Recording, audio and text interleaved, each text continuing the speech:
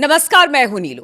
तो अब खामनेई की मौत का सच सामने आ गया है। जी हां, खामनेई साहब की मौत कैसे हुई, किस तरह से उनको पहले दिन ही टारगेट किया गया और टारगेट बिल्कुल सही रहा।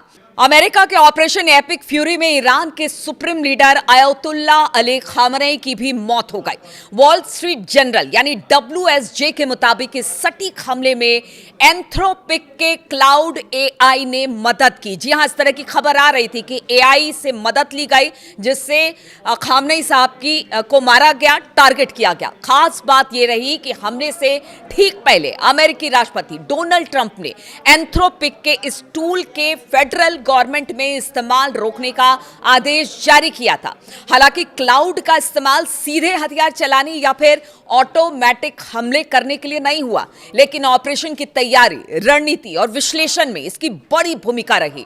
अमेरिकी सेंट्रल कमांड के सटीक हमले में क्लाउड AI ने 4 पॉइंट्स पर अच्छी खासी मदद की है। वो मदद क्या है, इतना अहम क्यों बन गया क्लाउड AI? तो क्लाउड पहले से ही अमेरिकी सेंट्रल कमांड के क्लासिफाइड नेटवर्क्स के इंटीग्रेटेड था, यानी कि ये सिर्फ एक बाहरी टूल नहीं था, बल्कि सैन्य सिस्टम का हिस्सा बन चुका था। इंटेलिजेंस, प्रोसेसिंग, प्लानिंग और एनालिसिस में इसकी रीजनिंग कैपेबिलिटी इतनी अहम हो गई थी कि अचानक इसे हटाना अमेरिका के लिए आसान नहीं था। यही वजह है कि ट्रंप के बैन के ऐलान के बावजूद अमेरिकी सेना में इसका इस्तेमाल तुरंत बंद नहीं हुआ।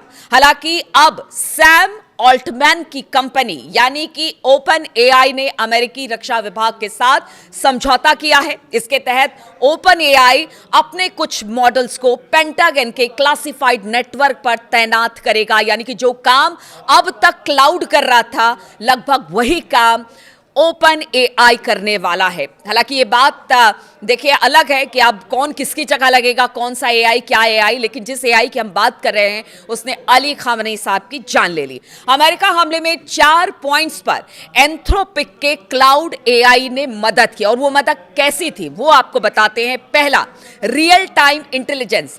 रियल टाइम इंटेलिजेंस बहुत मायने रखता है। ईरान में किन ठिकानों पर हमला करना है, किस मिसाइल बेस पर क्या गतिविधि चल रही है, इस्लामिक रिवोल्यूशनरी गार्ड कोर यानी IRGC के कमांडर किस लोकेशन पर है, ऐसे डेटा अमेरिकी सेना के पास थे।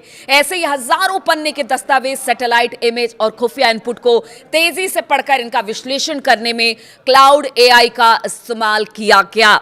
सैटेलाइट इमेज में खामनेई के ऑफिस के आसपास असामान्य गतिविधि दिखी, तो क्लाउड उस तस्वीर को पुराने रिकॉर्ड, खुफिया रिपोर्ट और पिछले पैटर्न से मिलाकर बता दिया कि यह सामान्य मूवमेंट है या फिर सैन्य तैयारी। अब दूसरी बात, टारगेट की पहचान। जी हां, टारगेट की पहचान अमेरिका सेना के सामने असली चुनौती थी।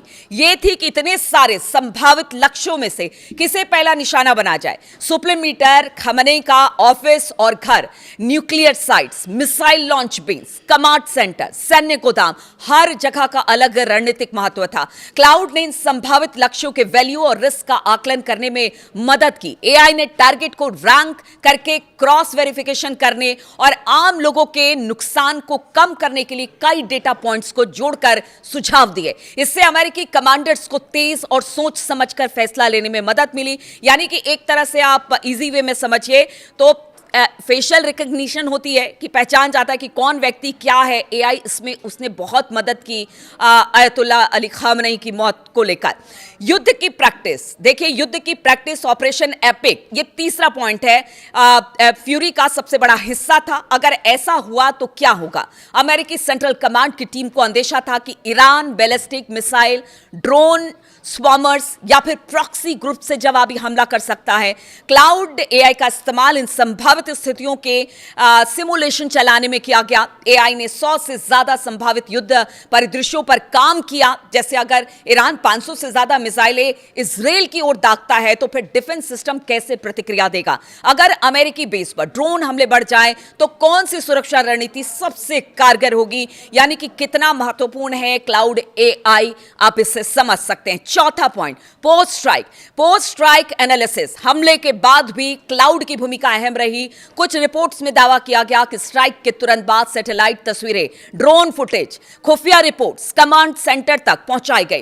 क्लाउड ने हमले से पहले और बाद की तस्वीरों की तुलना कर यह आंकलन करने में मदद की कि दोबारा कार्रवाई की जरूरत नहीं है, यानी जिस टारगेट को निशाना बनाया गया था वो पूरी तरह से खत्म हो चुका है। एआई ने संभावित सेकेंडरी डैमेज जैसे कि आसपास के स्ट्रक्चर या सिविलियन इलाकों पर असर का भी विश्लेषण किया। एआई ने ईरान की सैन्य गतिविधियों, उनके कम्युनिकेशन संकेतों का भी अनुमान लगाया और यही वजह है कि पहले ही दिन अली खामनेई साहब को मार दिया गया और उनके साथ बहुत सारे ऐसे अधिकारी थे ईरान के जिनको टारगेट किया गया। वो टारगेट इतना सफल रहा जिसमें क्लाउड एआई की भूमिका काफी अहम मानी गई।